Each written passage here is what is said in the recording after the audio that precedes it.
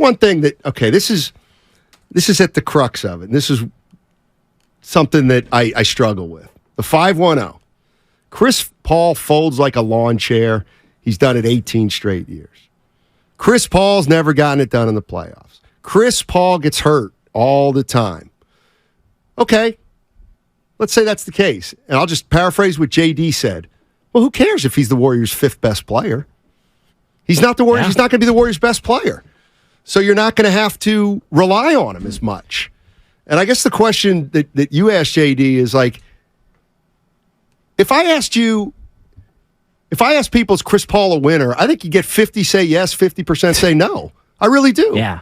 Like, I think Chris Paul's a winner. Sure. I agree with that. I think he is. But you could be a winner and not have won a title. Exactly. So he's a winning player for sure. Yeah. And again, in the context of this Warriors team, what are we really talking about? We're talking about him probably being their fifth best player if everything works as anticipated.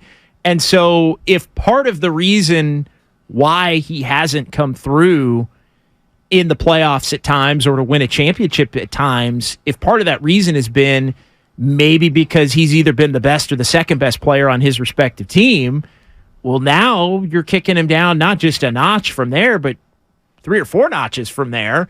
And so why wouldn't that, in theory, enhance his ability to make a more positive contribution in those big moments? Like, to me, the Warriors almost have a better shot of allowing for that to happen if everything else works out than he's had being the best or the second best player on his team. Exactly.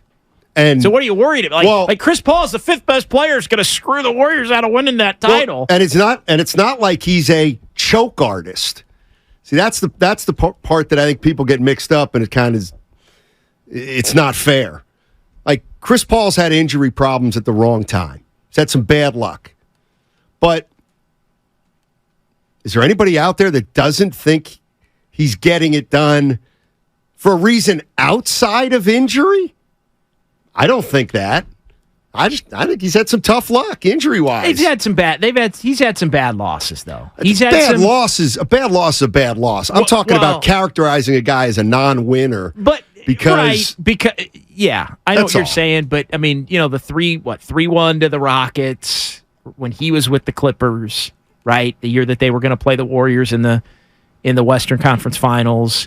The 0-2 in the finals to Milwaukee. I mean, there are, that doesn't make him not a winner in my mind, but those are some tough inabilities to get over the hump. In addition to the years where he's been injured, and that's been a part of him. They had the lead against Dallas a couple years ago. They had the lead in the finals. They've had leads with Houston that they couldn't finish. The Clippers had some leads that they couldn't finish. So those are all parts of his resume, even if you don't, and you and I are aligned in this, even if you don't believe that makes him not a winner. I mean, I never understand why people held it against, or people like Harden and CP3 when they were with Houston, I couldn't get it done. They weren't as good as the Warriors. Like, the Warriors were better.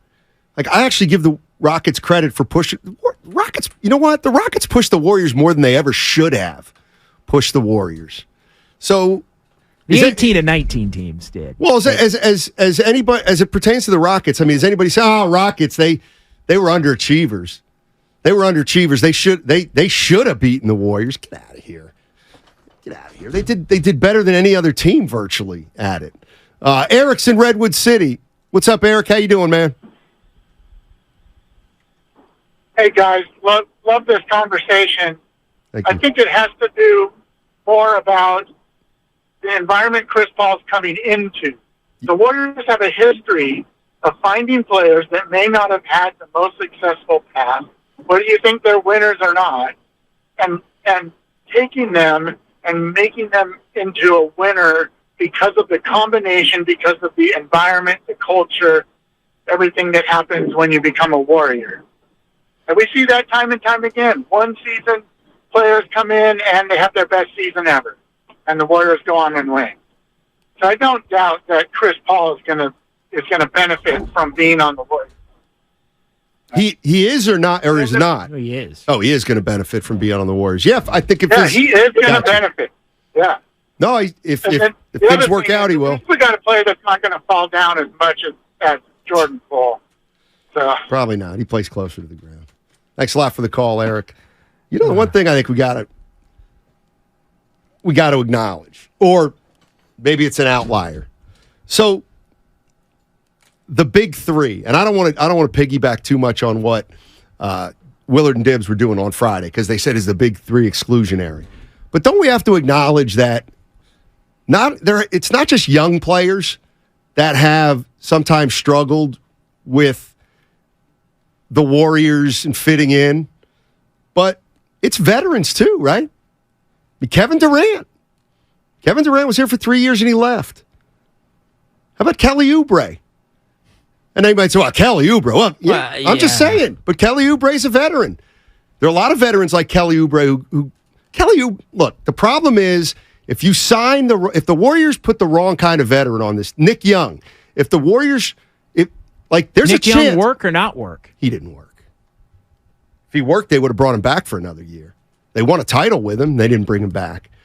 But what I'm saying, JD, is I'm just saying what were you expecting?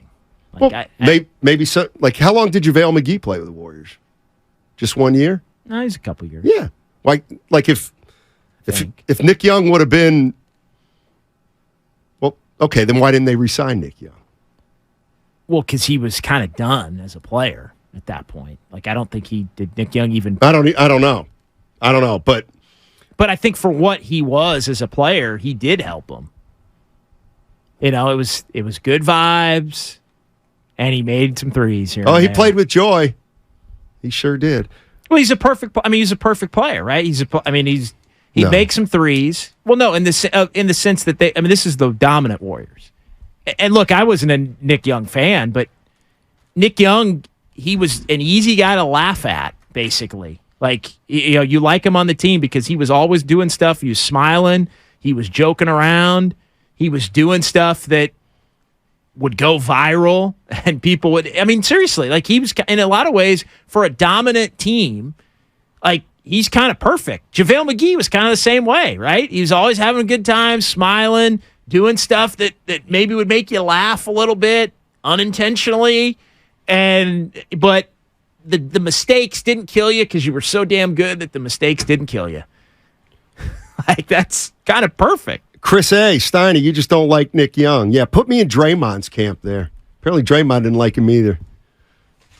He was an ultimate slap. Total. But, again, when you're that good... Here's all I'm saying. It's funny. It's cute. How about this? As long as you make 3 threes against the Rockets in a big game. How about this?